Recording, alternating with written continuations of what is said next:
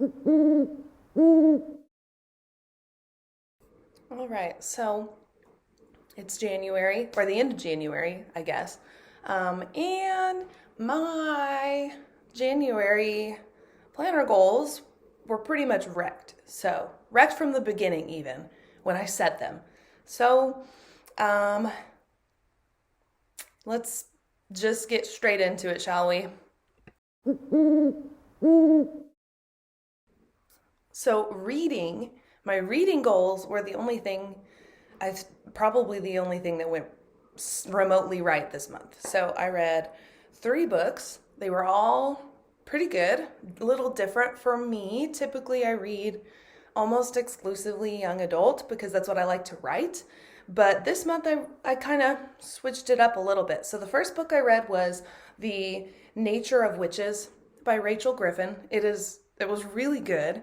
I loved the take on witchcraft in her book. So, uh, and unlike like Harry Potter doing spells or like saying words in Latin, the witches in The Nature of Witches control the weather, and there are different types of them. So they might have a season. So you might be a summer. So you control summer weather if you're a summer witch.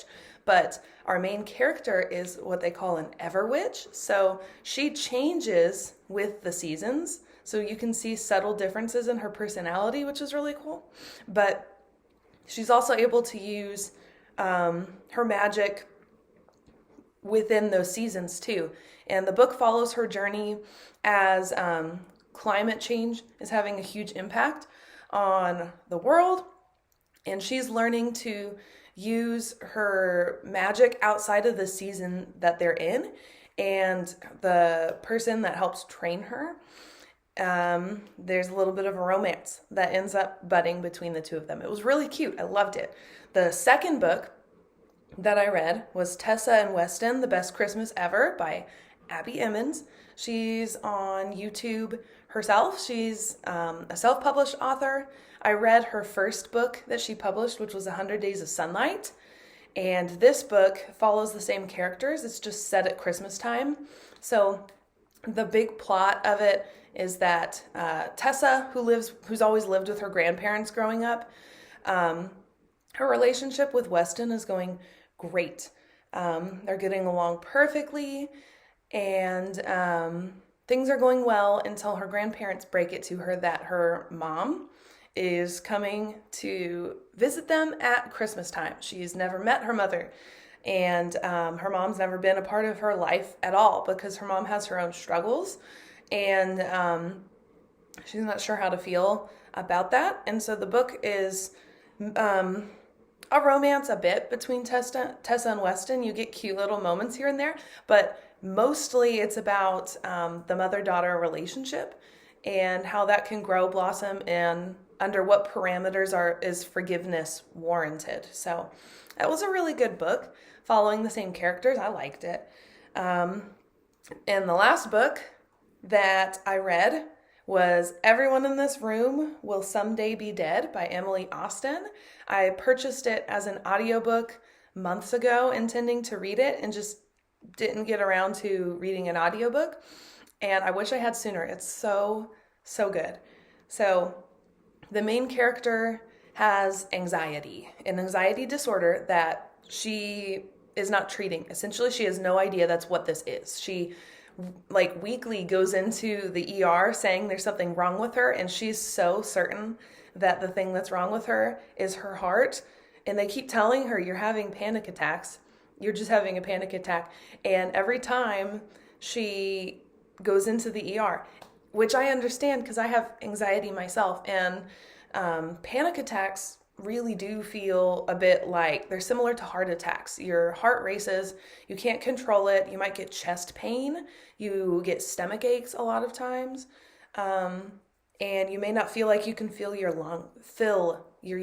lungs completely. So that's pretty common with panic attacks, and it's not unheard of at all for people to go to the doctor thinking they're having heart attacks, like what she thought. So we got this girl, and she's on this journey discovering her own like repressed anxiety, and she can't hold down a job because of it. She gets too nervous to go into work, or she gets into a depressive episode and just doesn't feel physically able to. And so she's in the market for another job.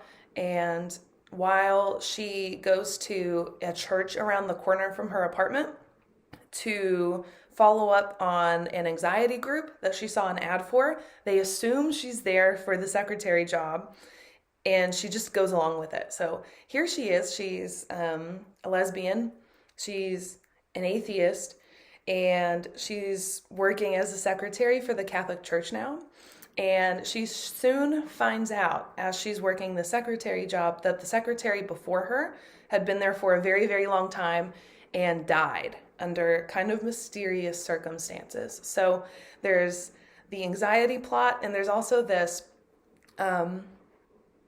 mystery plot that kind of interweave.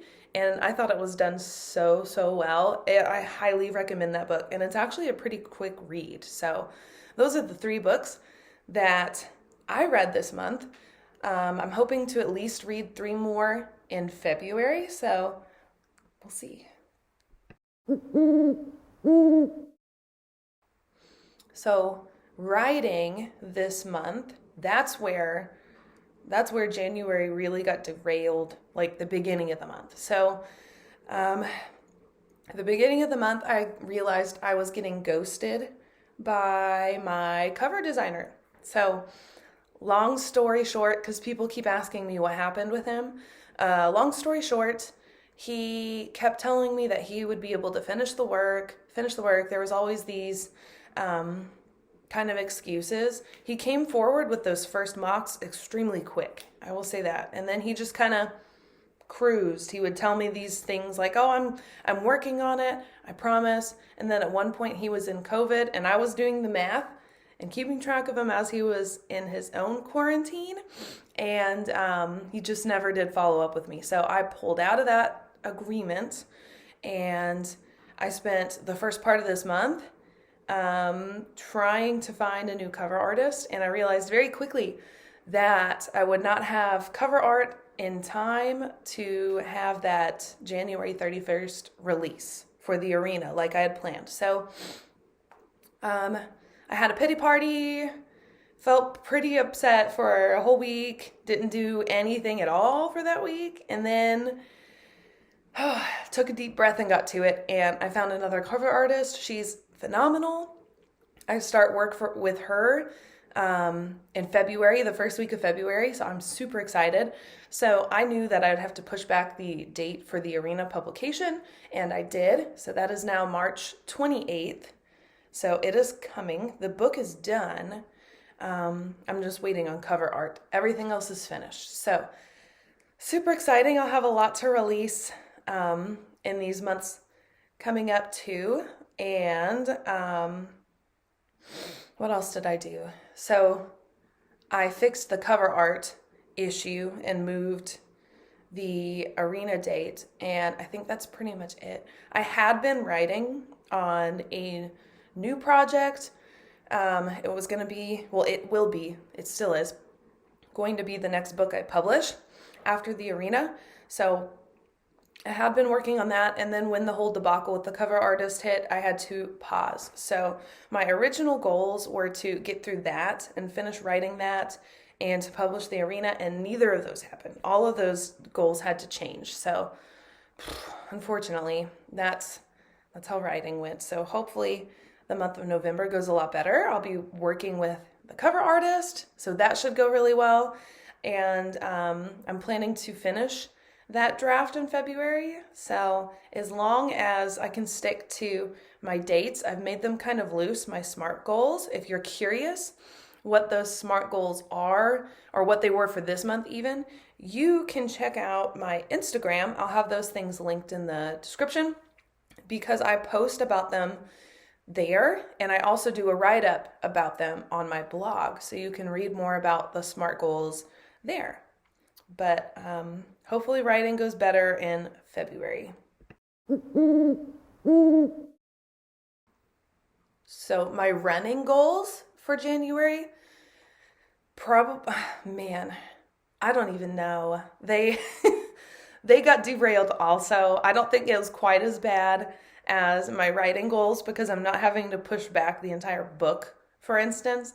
Um, but running, I ran like a grand total, and this is like budgeting in the fact that I had to loop around the neighborhood a little bit more, just because I was a little far away from my house. I ran about 10 miles in the whole month of January, which is low for me. It's more than the last month because I took all of December off. Um, but I had a schedule. I knew how I was going to like schedule my runs for the week. I had my whole plan planned out how I was going to do it for this month. I even put together my running corner in the garage, which actually did help.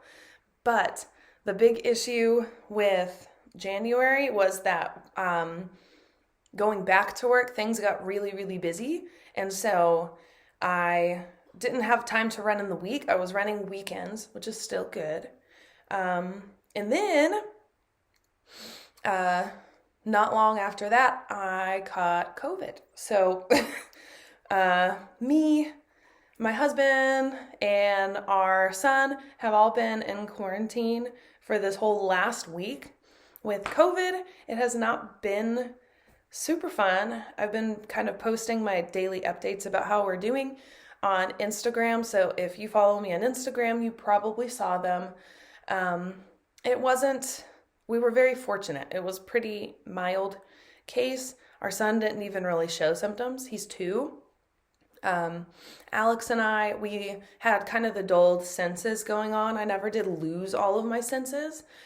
I just felt exhausted and out of my head most of the time. I was trying every day to at least like check my emails at work, and that didn't go very well. For one, Finn interrupted me a lot, but also I would sit down and I just could not think straight, and I would develop a massive headache, so I'd have to stop very quickly. So I just gave up until the end of the week and just relaxed. We watched a bunch of TV, and I read more books.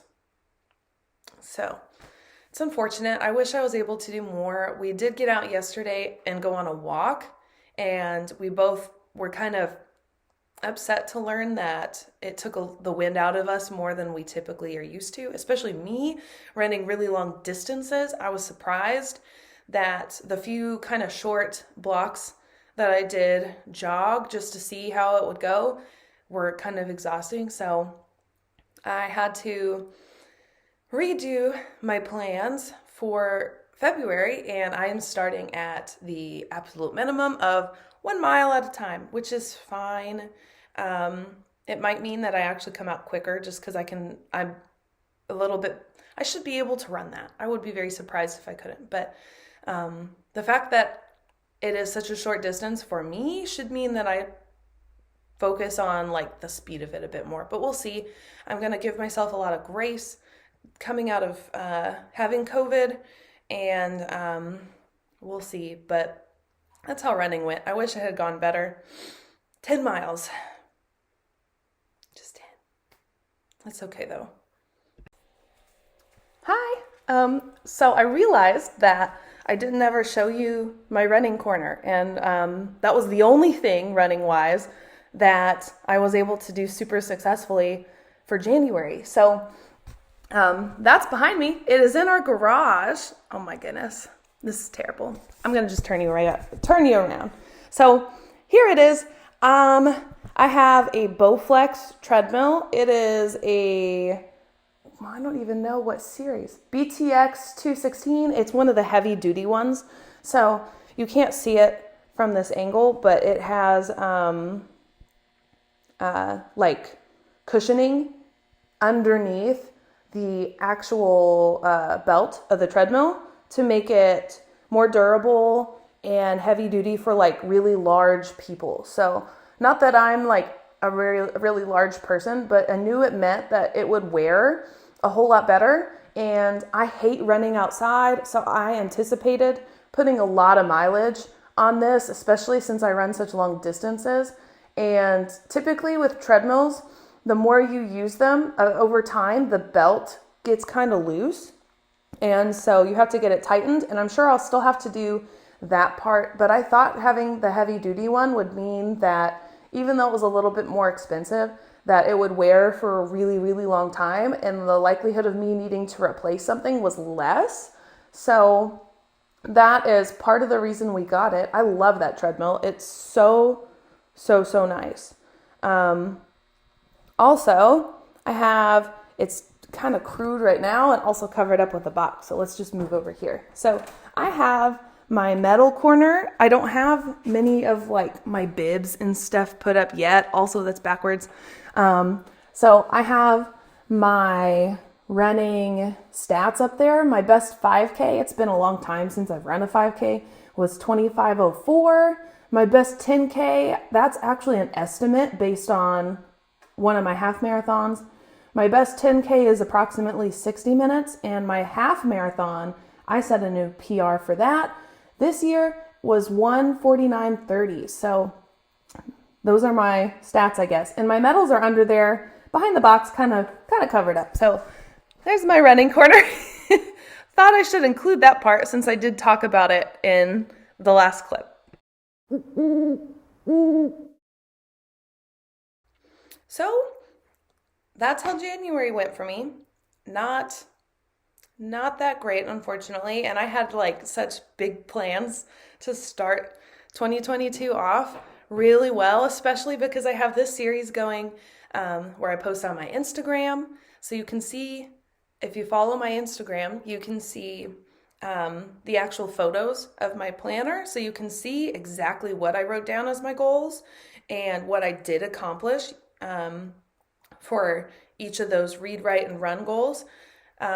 If you follow my blog, if you keep in touch there and visit that, I do a write-up, which is different than this video. I write a little more in depth in my process of setting those goals. So you can also see the photos there, but you get a description of how I went about setting those goals.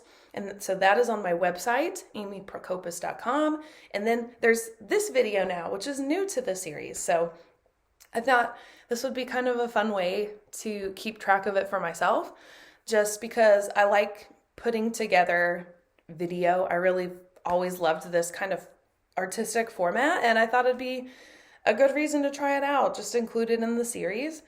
And just another way of keeping track of my goals and seeing how I go about doing them. So in the future, because I'm sure February will go better than this month did, I might have pieces of the video where I like show what I'm doing. Maybe I'll like show myself racing for the run portion, or I'll detail things a little bit better. But for this month, because it was kind of like a crappy month for goals, this is about all I had. So there's that. That was January. February, I have a whole lot more coming for February, especially in the realm of writing. I've got a lot of projects that I'm going to try and finish, and I have a lot of really cool things I'm planning to post about the arena coming up very soon. So be on the lookout, because I'm sure by the end of the month we'll have some like sneak peeks of the new cover art. So exciting stuff. As always, make sure to follow me on Instagram, check in with my blog. I'm also on TikTok now at Miss Amy Prokopis, so go and follow me there also. And then subscribe to this channel if you find this interesting. I don't know if anyone's going to find this interesting, but I don't really care actually. So these are more for me than anybody. I just thought it was kind of a fun way to keep track of things, something to look back on. So follow me in those places if you're interested in what I'm doing or want any kind of updates on the arena as we go. And that's all. Bye.